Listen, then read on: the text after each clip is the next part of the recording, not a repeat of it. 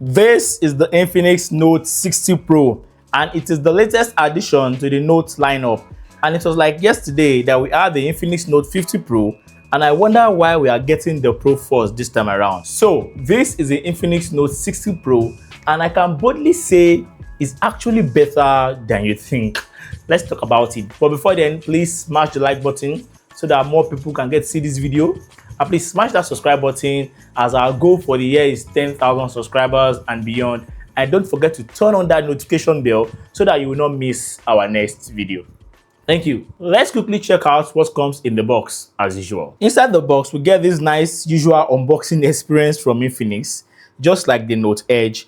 Kudos to Infinix for still giving us everything in the box in 2026. I mean, everything, including a white transparent magnetic case, which means we got wireless charging and reverse wireless charging. We talk more on that later in the video. Let's talk about design and build quality of the Infinix Note 60 Pro.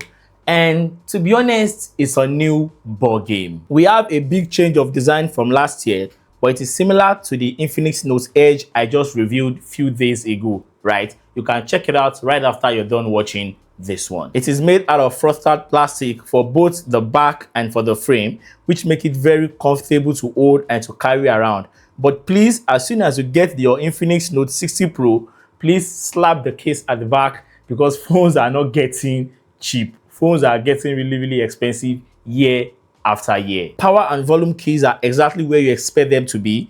And just below the power button, we get the heart rate sensor. And on the left, we get Tecno's one tap button that we had on the Infinix Note 50 Pro and on the Infinix Note Edge. And you can actually customize it to match any other actions of your choice. Just like previous Infinix devices, right? We have stereo speaker setup and they sound really good.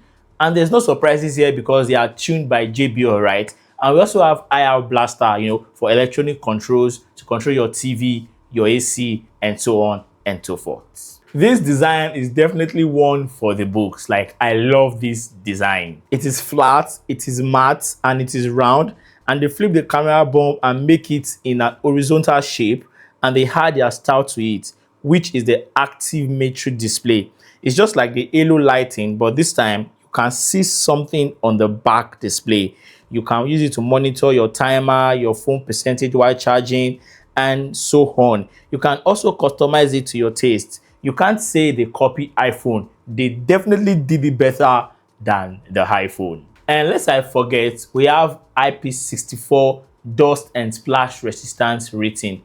And I was kind of disappointed. I was expecting IP68, IP69, right? But it's actually better than nothing. Let's talk about the display, right? And I actually love the display, right? You will know why in a second. It's a 6.78 inches, 1.5K flat AMOLED display with a 144 Hz refresh rate and a peak brightness of 4500 nits, which means under direct sunlight, you are good to go. I love this display so much because it is flat, no crazy curves going on, and also because of those slim symmetrical bezels around.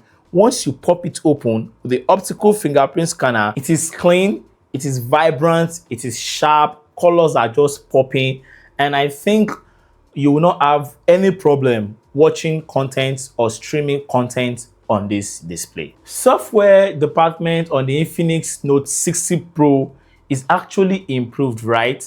And I think it is actually better than previous generation.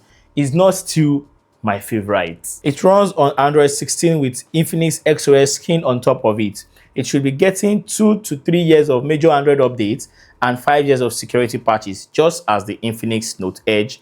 A lot has changed about Infinix software, and frankly, it has gotten better. But again, it's still not my favorite. They took some inspiration from Apple with the liquid glass thing going on. Infinix AI Assistant 4 has gotten a lot better over time. We still have tons of AI features just as last year. Even to circle to search, we still have it here. But there are a couple of pre-installed apps and less annoying ads, but it's still there.